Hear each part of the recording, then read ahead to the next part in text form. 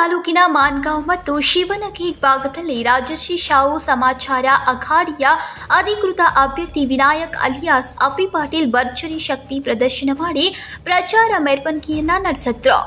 ಮಾನ್ಗಾಂವ್ ಜಿಲ್ಲಾ ಪಂಚಾಯತ್ ಪ್ರದೇಶದ ಗುಡೇವಾಡಿ, ಬಾಗಿಲಗೆ, ರಾಮಪುರ ಸೇರಿದಂತೆ ಅನೇಕ ಹಳ್ಳಿಗಳಲ್ಲಿ मतदारांदोगे ನೇರವಾಗಿ ಮಾತನಾಡಿ ಭೇಟಿಯಾದರು. KMM मराठी चॅनलमध्ये तुमचं स्वागत आहे. चंदगड विधानसभेचा आमदार कोण असं वाटतं तुम्हाला? नमस्कार, मी चंदगड आजरा गडिंग्लज तालुक्यामधील आमदार कोण व्हावा हा प्रश्न जो KMM न्यूज मार्फत तुम्ही आम्हाला विचारला. या चॅनलला आम्ही सांगू इच्छितो की खरोखरच या भागात एक धडाडीचं नेतृत्व म्हणून ज्यांच्याकडे पूर्ण आज महाराष्ट्राचं लक्ष वेधलं जातं की चंदगड विधानसभा ज्यांनी आपल्या पूर्ण हातामध्ये घेतलेली आहे, जी काँग्रेस, राष्ट्रवादी काँग्रेस व शिवसेना यांच्यामार्फत समविचारी आघाडी स्थापन केली आहे. त्या समविचारी आघाडीचे जे प्रमुख नेते गोपाळराव पाटील असतील, प्रभाकरदादा खांडेकर असतील, या सर्वांनी दिलेला उमेदवार म्हणजे आमचे नेते माननीय श्री अप्पी पाटील साहेब हे या चंदगड विधानसभेचे दावेदार आहेत आणि 100% ते निवडून येणार. याचे कारण सर तुम्हाला असं सांगतो की त्याने आजपर्यंत गेले 25-30 वर्ष या राजकारणामध्ये एक त्यांचा वचक आहे. च्या वतीनं आपलं स्वागत आहे.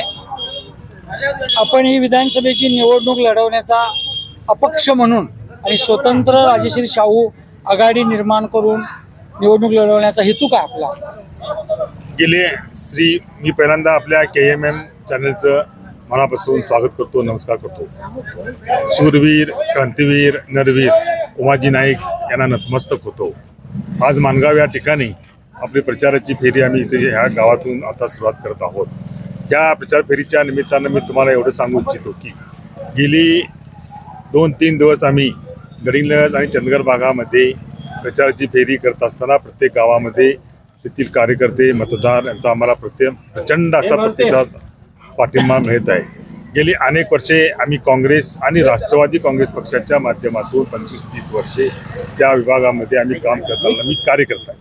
आम्ही असू दे, गोपाळराव पाटील साहेब असू देत, आम्ही सर्वच महाविकास आघाडीचे प्रमुख गेले 2-3 वेळा आपण या निवडणुकीच्या पूर्वी आपल्या जिल्ह्यातील नेते असू देत, राज्यातील नेते असू देत, यांना सर्व नेते मंडळींना आपण महाविकास आघाडीतून उमेदवारी मिळावी यासाठी आम्ही भयंकर प्रयत्न केले. परंतु ही उमेदवारी आम्हाला न देता बाहेरच्या लोकांना इथं उमेदवारी लादलेली आहे. त्यामुळं आम्ही गेली अनेक वर्षे ह्या विभागाचा लोकप्रतिनिधी म्हणून काम केलेला. 2 सभेची विधानसभेची निवडणूक लढवलेला कार्यकर्ता असताना आम्हाला ही उमेदवारी न दिल्यामुळे आम्ही सर्व गोपाळराव पाटील साहेब, कल्लापन्ना बोगन साहेब, खांडेकर साहेब, आमचे काँग्रेसचे दलाचे श्रमिक संपतराव देसाई, नितीन पाटील, तर्डेकर, शिवाजीराव हिडतुकी आणि अदृश्य अशा काही शक्ती आमच्या पाठीमागे आहेत.